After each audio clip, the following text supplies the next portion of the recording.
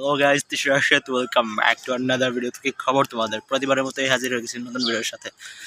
So নতুন video বলতে হ্যাঁ, আমার এই চ্যানেলের এটা নতুন ভিডিও, কারণ অনেক দিন ধরে ভিডিও আনা হইতেছে না।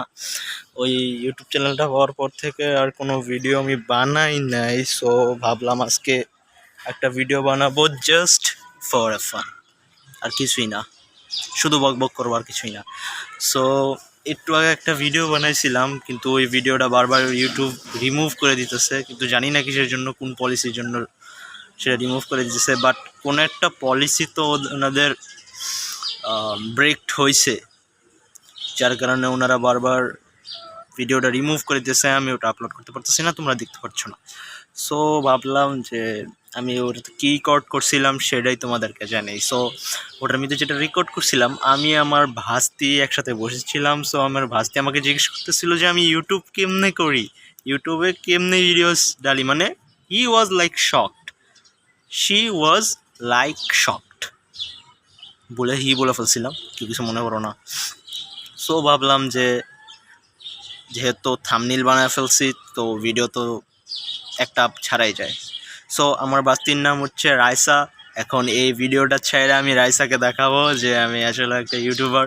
সো যেহেতু এই ভিডিওটা জাস্ট ফর ফান, সো আমি এই জায়গাটা মানে আমি এখন আসছি আমার একটা বোনের বাসায়। সেই বোনের বাসার ছাদটা অনেক ছোট। সো অল্প একটুতে তোমাদেরকে রিভিউ দেখাবো, কোনো কাট ছাড়া এই ভিডিওতে কোনো কাট থাকবে না। চতুর্দিকে খালি ইচ্ছে, মনে করেন গাছপালা দিয়ে ভরা, এটুকুই ছাদ, একটা টাঙ্কি, আর এখানে হচ্ছে মুরগি। জবা করে খাইতে ইচ্ছে হচ্ছে, তাই না? কিন্তু কিচ্ছু করার নেই, তো জবা করে খাওয়া যাবে না। আর এদিকে হচ্ছে পুরোটাই টিন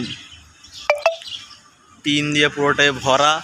আমার মনে হচ্ছে ইউটিউব থেকে কোনো মেসেজ আসছে, বাট আমি দেখতে পারতেছি না। তোমরা আমার আঙ্গুল দেখতে পাইতেছো? ওই জিমেলের মেসেজ আসছে। হ্যাঁ, ইউটিউব থেকে একটা কি বলে ওটাকে, ইমেল আসছে। আমি এখন ভিডিওটা এন্ড করে ওনারা কী লেখছে এটা দেখবো। যদি ওই ভিডিওটা আবার আনরিমুভ হয়ে যায়, তো তোমরা দেখতেই পারবা, সাথে এটাও আপলোড হবে ইনশাআল্লাহ। এটা বলতেছি কেন, এটা তো আপলোড হওয়ার পরে তোমরা দেখতেই পারবা।